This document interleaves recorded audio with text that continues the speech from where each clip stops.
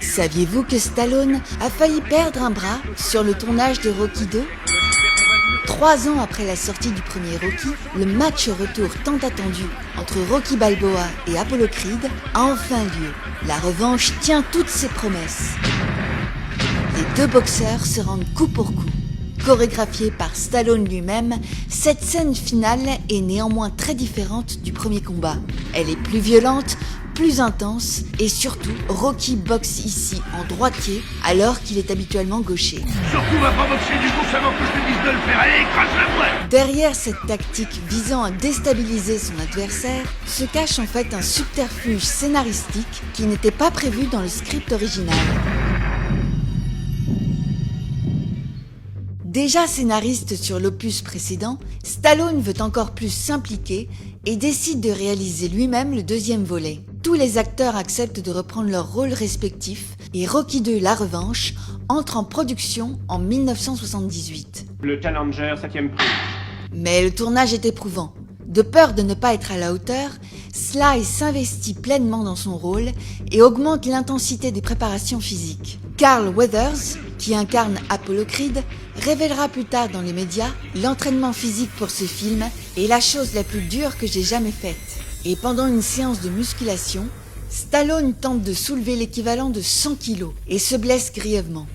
Vous ne craignez pas une lésion cérébrale ? En plus de contusions au genou, l'acteur se déchire le muscle pectoral et l'abdomen. Le tournage est suspendu. Stallone doit être opéré. Il recevra 160 points de suture sous le bras droit. Dans Weekly World News du 26 mai 1981, en plein tournage de Rocky III, la mère de Sylvester Stallone confie que l'opération a duré plus de 6 heures. Elle ajoute que Sly a eu la gangrène et a failli être amputé du bras. Excusez-moi, c'est fini, oui. Ouais. On peut s'y remettre, hein?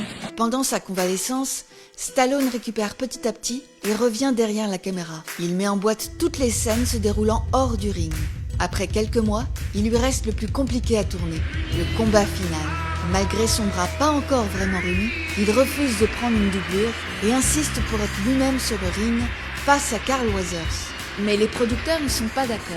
Si tu fais ça, moi je te le coupe, hein. J'espère que c'est clair dans ta tête. Il décide alors de changer le scénario de la dernière scène. Il propose que Rocky, boxeur gaucher de nature, s'entraîne dans une position de droitier. Faut que t'apprennes à boxer droitier. Y'a que ça qui pourra dérouter Apollo. Il utilisera par conséquent beaucoup plus son poing gauche. Cette idée brillante, en plus de soulager son bras droit pendant le tournage, apporte une réelle intensité dramatique à l'affrontement. Allez, maintenant t'attaques en fausse patte, hein, c'est le moment. À bien des égards, la mise en scène de Stallone est plus viscérale que celle de son prédécesseur.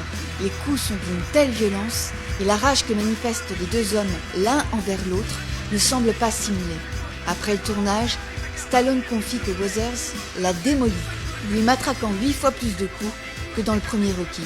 Une chance qu'il ait pu se protéger avec son bras gauche.